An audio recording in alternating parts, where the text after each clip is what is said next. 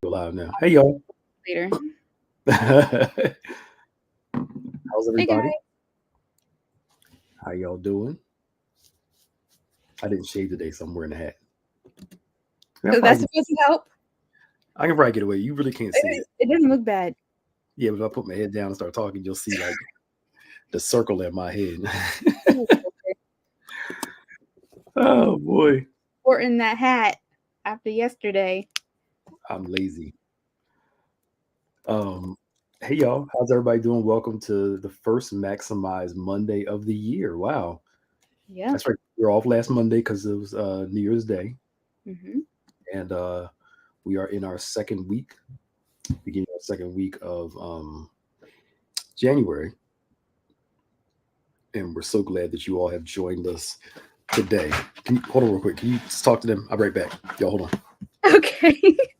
Yes, So as, it'll take me less than 2 minutes. I'll be right back. all right, we're going to time you on that. But as Pastor Nick was saying, yes, we are in our second week of January.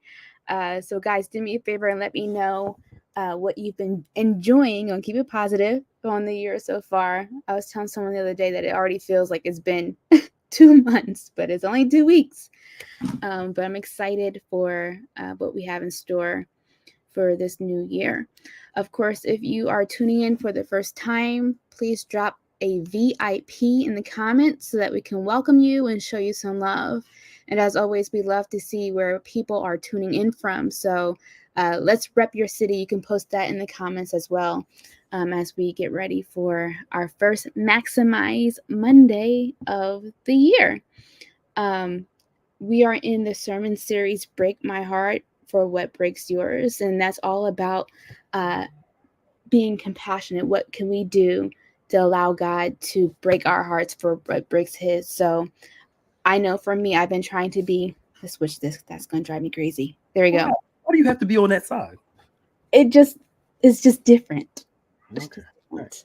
All right. But with keeping this in mind, I've been trying to be really attentive to what can I do different um, in terms of how I'm treating people, or even just taking the time to have conversation. Right, it can be as simple as that, to really extend that heart of God that I have, because people are really feeling it. Life ain't easy, and I always want to make sure that I am aware of opportunities to be a blessing to someone. So that's just one way that I'm trying to apply this sermon series to my life. And I'd love to hear what other people are doing too. It's called being nice. I common, am. common courtesy. I hate to be so pragmatic, but it's being No, nice. it's It's true. common Yeah. courtesy. It's care. Hmm. Um, I'm sure Bishop's going to talk about it in the sermon series that Jesus used a Samaritan to teach the Jewish people. These people that you disdain, they actually have more character than you, Yeah. because the Jews did not like the Samaritans. And Jesus purposely used the Samaritan to show them, you think you're righteous because of your culture, your heritage. But the real righteous one is the person that you can't stand. I think Bishop talked about prejudice and racism yesterday. He did. And yesterday, this person that you think is unrighteous, you can't stand, actually is showing more righteousness than y'all, Yep. which, which tells us something. Now, this is out of the text. This is just talking in general. Hmm. Uh, Sometimes unbelievers can be nicer than believers, more cordial, more caring. It's and sometimes God uses those people to teach us. Hmm. Have we ever been the priest of the Levite and we saw a Samaritan, an unbeliever, do better than us? But I think a part of that, Maya, is that in American culture, especially it's like in some Christian circles, we made everything about the individual. Hmm. My healing, my breakthrough, my deliverance, my promotion, not we, not us, not our. Yeah. Like we use God to get what we want rather than the basis of God being love. We have love, and that love is expressed in everything that we do, and that includes how we treat people. Hmm. Because we think we can disconnect our treatment for people from our treatment from God, and you cannot do that. Hmm. We think I can love God, worship Him, praise Him, and then treat somebody else with an attitude and think that God's pleased with that. And he's absolutely not. Yeah. Because how we treat people is how we treat him. Yep. And if we start thinking like that, we'll be careful how we treat people. Mm-hmm. It makes sense. I mean, the whole idea is that Christ lives in us. So, like, if we are going to be, treating people any old kind of way, that's how you're treating Christ, like you said. And I think we really need to be mindful of how we're doing that a little bit more. Yeah. Because he identifies with the Gospels show us that Jesus identifies with the least of these, those who are struggling, the sick, the poor, the marginalized. In Matthew 25, he says, "You've done it unto them, you've done it unto me. If you didn't do it for them, you didn't do it for me." Mm-hmm. And we think we can overlook them and think God does not see that. But when you start seeing Christ in people, that the image of God is in everybody, even if you don't like the person, you still treat them with some form of respect. Right. Because we're all made in the image and likeness of God, whether you like the person or not. Mm-hmm. So I like this message, and he took his time yesterday, and it wasn't a shouting message, and it didn't need to be. Yeah. But if there's one thing I know about saints, I can't speak for both sides, but one thing I know about some, not all, Black Christians is we love being able to tell people off and tell it like it is. And I'm not saying we're the only culture that has that issue. I'm just speaking for what I know for 100% certainty. That sometimes we as people, we gloat in our inability to interact with people. Mm-hmm. That was a nice way of saying what I really wanted to say. Mm-hmm. And God is paying attention. So for this year, we should be very outward focused. Because when you're outward focused, God starts taking care of you. When you're generous towards others, God starts bringing that generosity back to you. But it starts with me first, going out of my way, inconveniencing myself at times, and taking care of other people. Like if you know a family that struggle with groceries, it makes no sense to not. It just something should click and you say, let me help them with some groceries. Mm-hmm. Family, somebody, single parent struggling or buying coats for the kids in the wintertime. We can go somewhere, spend $25 and pick up a coat for the child. It starts with people we know, and it starts kind of working our way out. Yeah. But I think we, from the message yesterday, and I know this ain't the recap, but it can be somewhat of a recap. Sorry, Maya and Kevin. It really speaks to how a moment of inconvenience to help somebody else first do for what it can do for the person. That's number one. Well, glorifying God, number one, and then what it can do for the person, but also being able to help that individual. And I remember somebody told me years ago, and I'll let you talk, do your thing. Somebody told me years ago, and I'll never forget it. Sometimes your reward is God using you to help change somebody's life. Mm-hmm. That's the reward. The reward is seeing that what you did impacted that life. We think the reward is just tangible and, money. And those things do come. I'm not saying those things don't happen. Mm-hmm. But if I'm serving somebody and I'm watching the fruit of that service and that life change, that's the real fruit. Yeah. That's the real thing. Mm-hmm. I agree. I think I believe that when you do good things come back around. Mm-hmm. Great. But like you said, there is nothing like that feeling of being able to see how you're making an impact or how you're changing someone's life. And so if you think about it in that way of treating people as you would like to be treated, I think that some of our holdups, for lack of better words, would be more easy to overcome. I've heard it before. Well, I have to struggle, so do they. Yeah. That's not what you would want someone to say to you about what you're going through. So being able to show that compassion from a place of feeling and understanding without judgment, what this person might be going through, when you're able to do that, it really is a fulfilling feeling, I think. Yeah. And the fact that you struggled should be the cue that I don't want nobody else to struggle like I did. That should, to me, that's my thought. Yeah. Struggle does create and teach help with character, but at the same time, there are other ways that character is built too. Mm-hmm. And if I had like, say for instance, I had a real like I know I've said it to you a couple of times, like when Maya started working on staff, I was kind of throw like little tidbits out there to her. I don't know if she's doing it, but I was kind of throwing like here's some roads here's some lines that you got to be careful of, some roadblocks, some pitfalls. Mm-hmm. And just because I had some struggles, it doesn't mean, hey, let me just leave her by herself. Right. Drowning in the deep end. Right. There was some wisdom tidbits along the way.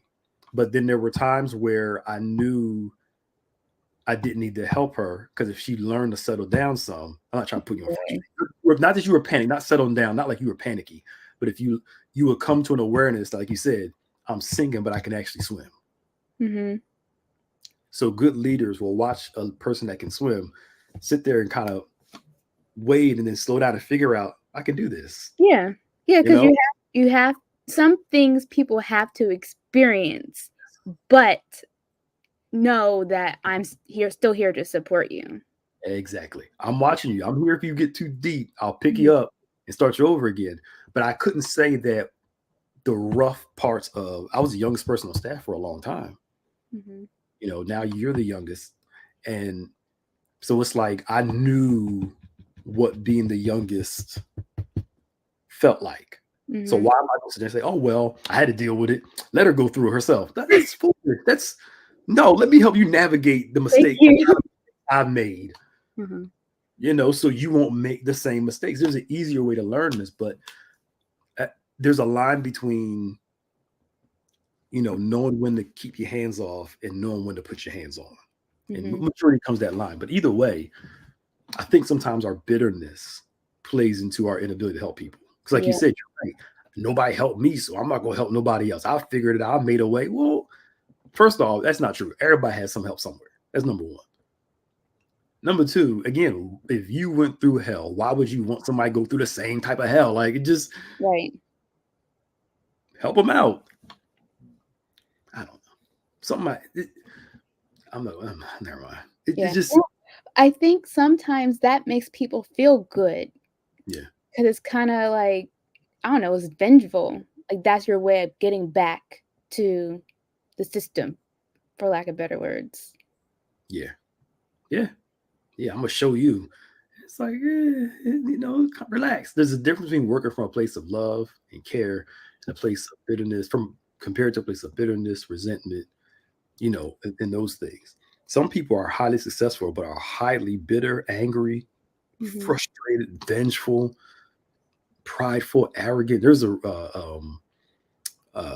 wealthy person that just did something small and stupid to somebody, and it's like, dude, you are a billionaire. Why the heck are you doing this small thing to somebody?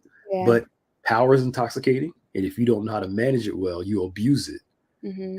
People, and that's another thing too. We want God to do things in our lives, but will we use those things to help people, or just do it all for ourselves and end up hurting them? Mm-hmm. Can God trust us with power? Because power involves relationships with people, and can God trust us with those relationships? Yeah. And maybe he can't give us certain things because he can't, based off how we're acting now. If we're acting, I was talking to somebody the week, if they're acting crazy without a title, imagine giving the person a title. It's going to make them worse.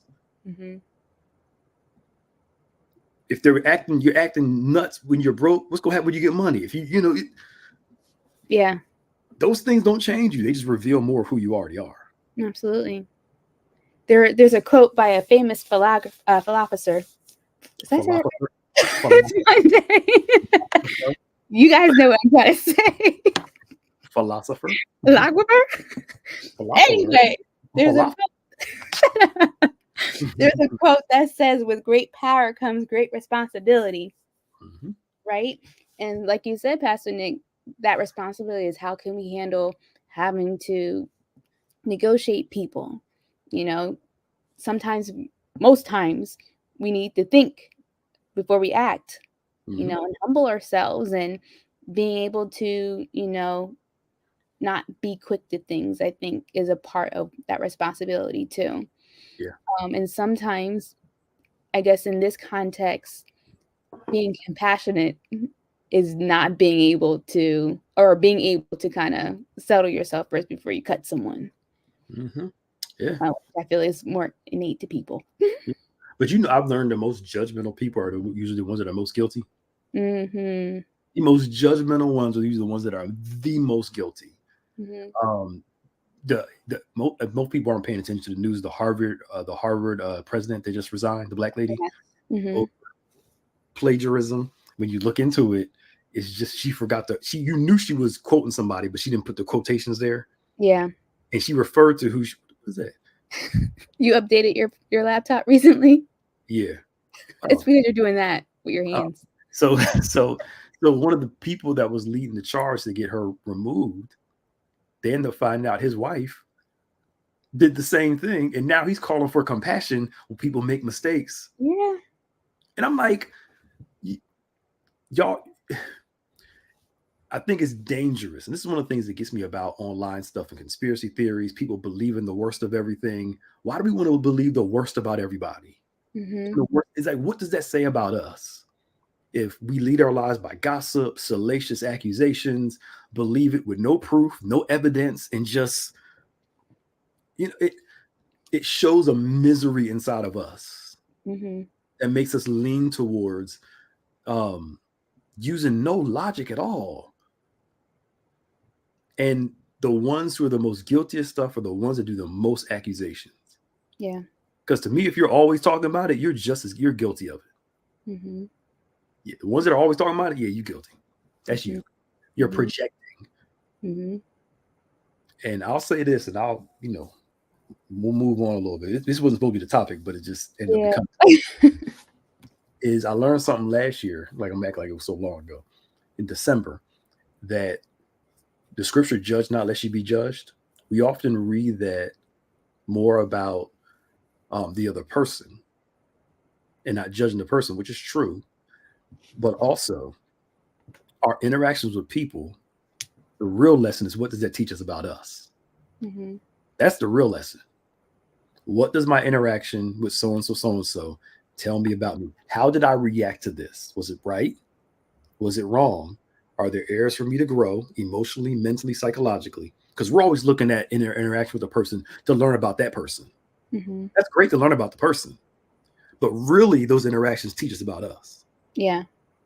But if we don't self-reflect, we will never grow, because we're only looking at our interactions to teach us about people, Mm-hmm. rather than, what did I learn about me in that?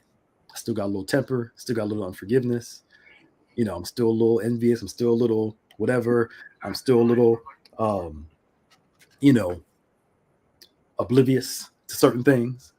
Uh, and that's how you start to grow, because human interactions teach us more about us than it does about the other person. Right. And I don't know how we got here, but I think if we start remembering that, then we can start growing better, which makes our interactions with people better. Mm-hmm. I can't treat Maya the way I treat somebody else, because Maya is different than the other person, in the sense of I show her love and care in the way that she needs it versus somebody else needs it. Mm-hmm. If I treat that's the way. You can't talk to everybody the same. Some people, you need a little more direct. Some people need more flowery. It all depends on who you're talking to. But if we lead with love and lead with care, we'll never go wrong, and lead with grace. And that doesn't mean you don't have to say what you got to say, but I say it with love, say it with grace, say it with care. Right. There you go. All right. Yeah. So with all that, our week 2 growth guides are available on our website, as well as the link was posted on social media. So you can go take a look at that and do some reflection on your own throughout this week, or connect with someone else and go through it together. And also links back to yesterday's message. So hope you guys enjoy it, because it's really good. Make sure you have Cynthia put it on the announcements for Wednesday, so Bishop can announce it. Okay. Yeah, they're good. You go check them out.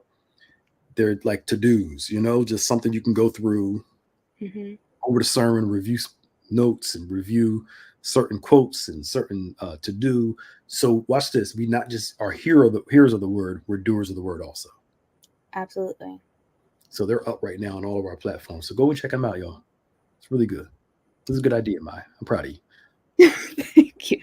You're almost getting saved. It's Almost. Not there yet. not there. Almost. Almost. You just start reading your Bible during the pandemic. I don't know what else. Well, at least that was 4 years ago. That's something. Yeah, but what's gonna make you pray now? What I don't know. Maybe your hip surgery might help you pray more. So But anyway, now what? Now what we talk about? I don't know. It's 12:20, 12:21. But I mean, I in an age where nuance and logic seem to be lost, it's like we need to come back to our senses, y'all, and think logically, think intelligently, and stop believing everything you hear just because it's negative. It just, like, come on, y'all. Lies are more entertaining than truth. That's why they're easier to believe. So rather believe in accusation, rather believe so-and-so, rather believe this. That's got to be true because so-and-so said it. And this person lied. You weren't even there. So how do you know what's true or not? You weren't privy to the conversation. You weren't around there. I just believe it. Ooh. And that's exactly the problem, because everyone has their own truth to what happened. And like you said, those things carry, and they're not grounded in what actually went on or didn't go on. Yeah. And all memory is reconstructed. You think about it. A portion of our memory is 100% accurate. The other portion is how we saw it. Those are the difference. Part of it's accurate. A big part of it is how we saw it. Yep. And we're seeing things through our own filters. How we saw it is not necessarily based off the accuracy of what happened. So at times we can learn to question even our own memory to make sure, is that what really happened, or is that just how I saw it? Because it could be possible that's just how I saw it. I didn't actually see that. Okay, I'm done. Yeah, that was good. That's good. So tonight we have Embrace class at 7 in person and online. We also have Tuesday, Diamonds Women's Ministry, Tuesday night. Bishop's going to be teaching, so special guest. We talked about him in there doing some classes. He's going to be mixed in during the course of the year. He is doing tomorrow night at 7 or 7:30. At 7. But also there is childcare available. And then Chef will be selling some food there as well prior to the start time of that session. So definitely make sure to go on to our website. You can look at the full menu and, eat some good food before you get into some good work. Yep. So that's tomorrow at 7. Bible study at 12 noon as well as 7 p.m. Noonday, we're talking about fasting and temptation. Been going pretty good. And then Wednesday night, Bishop is up again talking about business, finances, success. And Thursday, we don't have none, right? Thursday, Sound Mind panel at 7 p.m. Sound Mind panel is Thursday. Yeah. The second week of the month. Yes. So Sound Mind panel this Thursday. And you talk about mental health, those other things. Friday, we have nothing, I believe. And then, of course, Saturday on point at 9 o'clock. Bishop and myself. And of course, we have Sunday service. If you missed yesterday's service, communion or morning service, go back on the website, check them out. Also, download the sermon guides, follow through them, mark them up, write on them, learn something, and watch your life radically change and turn around. Bishop's birthday is this month on the 25th. Yeah. So we have to start announcing that this Sunday. If you can put announcements, he'll be 72. So we're asking for everyone to do at least $72 on the, we're going to do it on the 21st and the 28th. 21st and the 28th. His birthday's on a Thursday this year. 21st, 28th. At least $72. If you can do more, do more. If you can't do the 72, do the best you can. We're asking for everybody for $1 per year as we look to bless them. And invite somebody to church this month. Absolutely. We're believing God for salvation, healing, deliverance, all that good stuff. And as we ask, Lord, break our hearts, what breaks his, being able to invite someone to church and to share that love of God is a wonderful example of how you can do that. So like Pastor Nick said, we do encourage that you invite someone, either someone you know or you don't know, and let them know what's happening at Bethany so that they can be blessed as well. Yep. All right, y'all. We didn't. This wasn't the topic. I had something in mind, and then this kind of veered off. It's okay. No, it's fine. That's what happens in that 2 minutes that you left. See, we'll be back next Monday for another Maximize Monday. The Lord be with you all. Amen. See you. Bye. Bye.